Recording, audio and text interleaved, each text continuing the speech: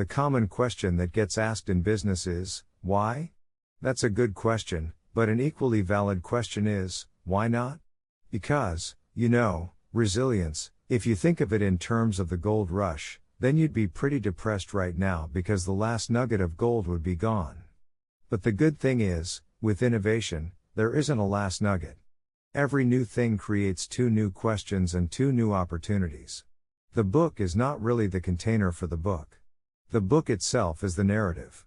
It's the thing that people create. If your customer base is aging with you, then eventually you are going to become obsolete or irrelevant.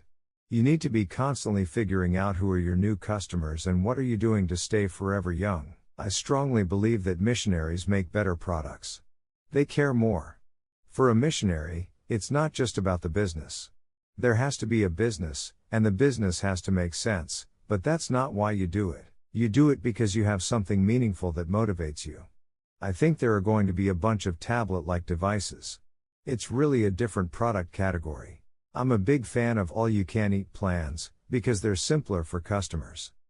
Beautiful speech doesn't need protection, it's ugly speech that needs protection.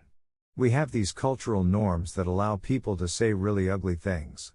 You don't have to invite them to your dinner party, but you should let them say it. I think frugality drives innovation, just like other constraints do. One of the only ways to get out of a tight box is to invent your way out.